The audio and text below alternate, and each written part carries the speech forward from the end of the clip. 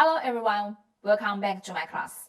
Today, we are going to study the characteristics of the 4 diagnostic methods in orthopedics and traumatology of TCM. In diagnostics of TCM, we have learned the content of the 4 diagnostic methods, that is, observation, listening and smelling, interrogation and pulse taking. And the 4 diagnostic methods in orthopedics and traumatology of TCM are still based on these 4 methods. First, we will learn the content observation. For the diagnosis and treatment of injured patients, we should first carry out whole body through observation. In addition to a comprehensive observation and inspection of the look, physical condition, tongue, secretion, etc.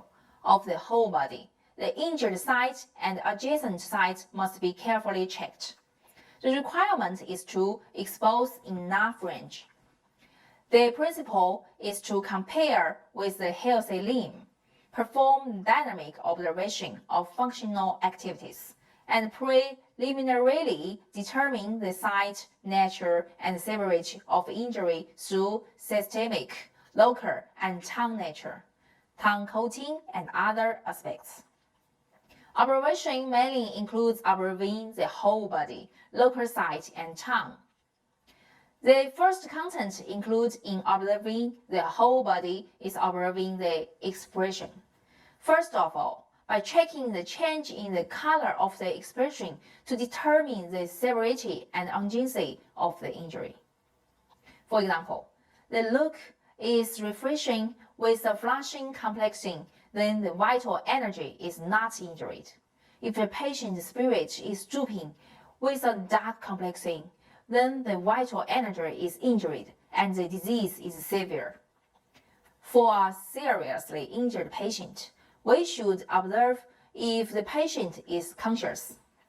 If patient is unconscious, has coma and delirium with dim eyes, voices, or mydriasis, pallor, weak breathing, or abnormal breathing, this is a sign of serious disease. The second, we will talk about observing the physical condition. We can understand the site of injury and the severity of the disease, and the change in physical condition are common in fractures, joint dislocations, and severe soft tissue injuries. For example, in fracture of lower extremities, patients are mostly unable to walk upright.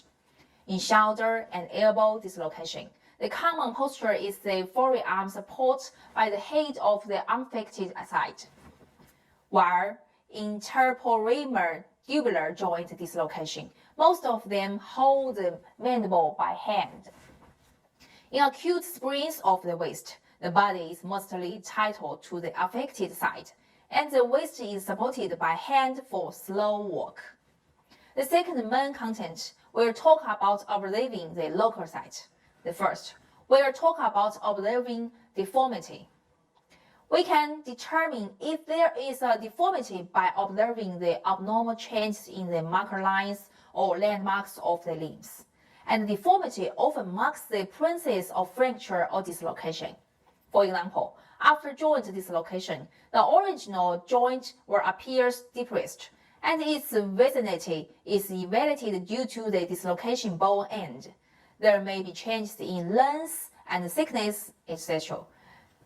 In the affected limb, femoral neck fracture will result in typical shortening and laterally rotating deformity, and distal radius fracture will result in the most common deformity, which we call fork deformity. The second, we will talk about observing the swelling and ecchymosis. After injury, there will be local chi stagnation and blood coagulation, mostly accompanied by swelling and ecchymosis. We need to observe the degree of swelling and ecchymosis and changes in color. If the swelling is severe and the skin color is cyanotic, it is likely to be a new injury. If swelling is mild and skin color is cyanotic with yellow, it is likely to be an old injury. Muscle strain will result in local swelling, and there may be skin cyanosis. Severe swelling will result in tension blisters of the skin. The most severe crush syndrome will result in swelling and changes in color of lower limb. Third, we will talk about observing the wound. There will be local wound in case of an open injury.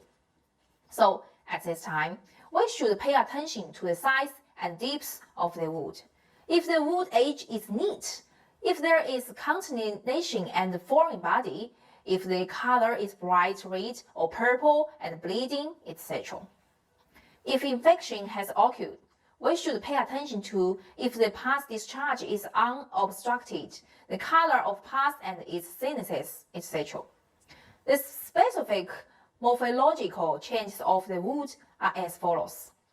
If we see purple and black color around the wound with special odor and escaping gas, it may be a gas gangrene.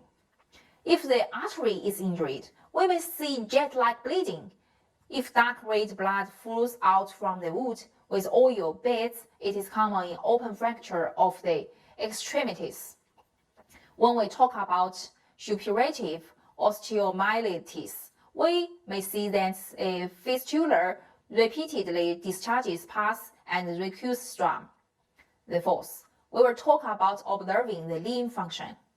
Observation of the limb function is of great significance for understanding bone and joint injury.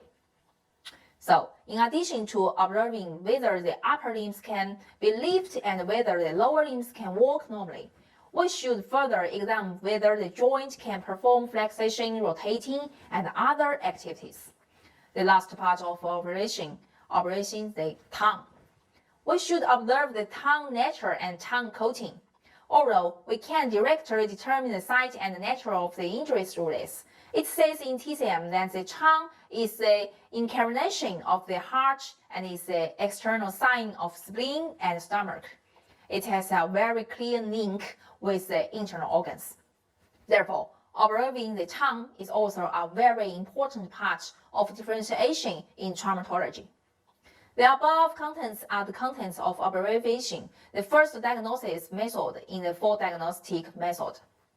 So, the second major content is listening and smelling, which is to obtain clinical data by listening to the patient's breath, coughing, and sniff the smell, and to smell excretion with the nose on the wound, urination, etc.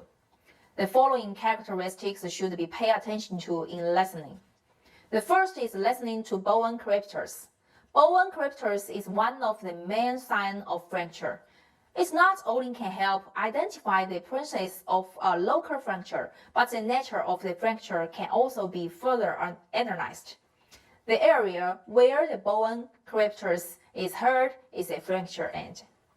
If the bone cryptors disappears after treatment, it indicates that the fracture has been connected or healed. But it should be noted that the majority of bonding cryptors is accidentally felt during palpation, which will cause pain and aggravate the patient's condition. So, we should not actively find the bone cryptors so as not to increase the patient's pain.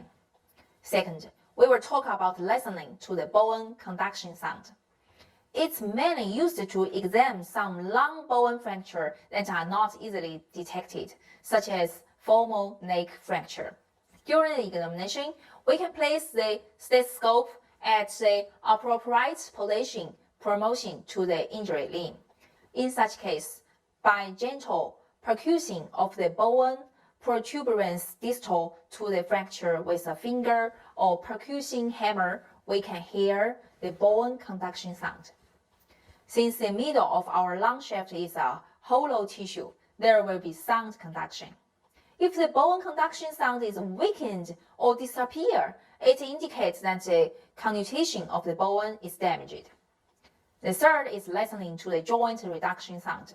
As we all know, when the joint dislocation is successfully reducing, we will hear the joint reduction sound. When we can hear the sound, it means the dislocation joint has been successfully disused. The fourth, we will talk about listening to the sound of tendons and muscles.